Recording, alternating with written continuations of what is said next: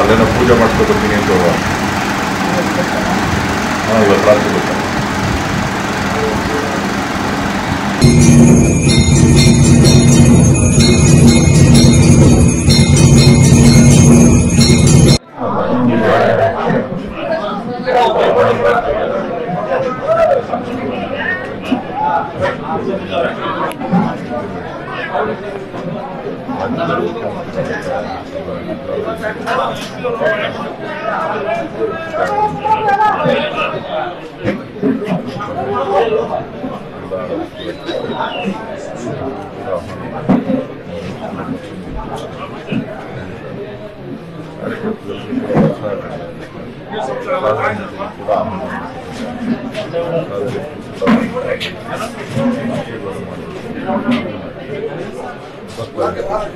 Sir, ಒಂದ್ ಕಡೆ 8 ವಿಧಾನಸಭಾ ಕ್ಷೇತ್ರಗಳಲ್ಲೂ ಕೂಡ ಬಿಜೆಪಿ ಮತ್ತೆ ಜೆಡಿಎಸ್ ಸಮ್ಮಿಲನ ಕಾರ್ಯಕ್ರಮ ಒಂದ್ ಕಡೆ ಆಗ್ತಾ ಇದೆ.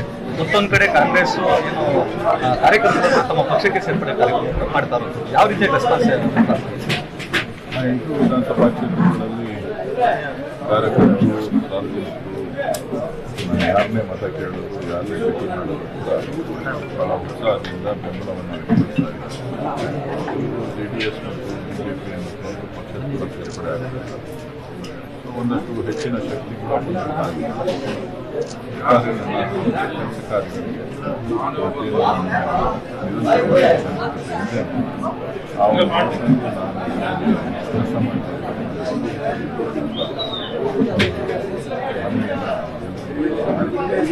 ಕೆಲಸ ಕಾರ್ಯಗಳಿಗೆ ಪಕ್ಷ ಸೇರ್ಪಡೆ ವಿಚಾರದಲ್ಲಿ ಸಾಕಷ್ಟು ಹೆಸರು ಮಾಜಿ ಸಚಿವ ಸಿಪಿ ನಿಶಾ ಯೋಗೇಶ್ವರಿ ಕಾಂಗ್ರೆಸ್ ಸೇರ್ಪಡೆ ಆಗ್ತಾ ಇದೆ. ಚರ್ಚೆ ನಡೀತಾ ಇದೆ. ಅದನ್ನು ಪಕ್ಷದ ಅಫೀಷಿಯಲ್ ತೀರ್ಮಾನ ತಗೊಂಡಿದ್ದಾರೆ. ಕೂಡ ಸೇರ್ತೀನಿ ಅಂತ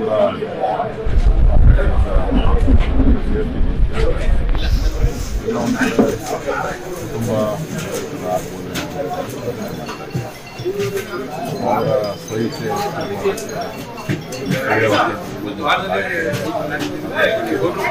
ಜೊತೆಗೆ ಚರ್ಚೆ ಮತ್ತು ಪಕ್ಷದ ವರಿಷ್ಠ ಅವ್ರೇನು ಹೇಳ್ತಾರೆ ಅದರ ಆದೇಶದಂತೆ ನಾವು ಕೇಳ್ತೀವಿ. ಈ ಕೋಲಾರದಲ್ಲಿ ಟಿಕೆಟ್ ವಿಚಾರವಾಗಿ ಮುನಿಯಪ್ಪ ಅವರ ಕುಟುಂಬಕ್ಕೆ ಟಿಕೆಟ್ ಕೊಡಬಾರ್ದು ಅಂತ 5 ಜನ, 2 MLC ಸೇರಿ ಇನ್ನು ಉಳಿದ 3 ಶಾಸಕರು ಈಗ ರಾಜೀನಾಮೆಗೆ ಮುಂದಾಗಿದ್ದಾರೆ. ಅದ್ರ ಬಗ್ಗೆ ನಾನು ಮಾಹಿತಿ.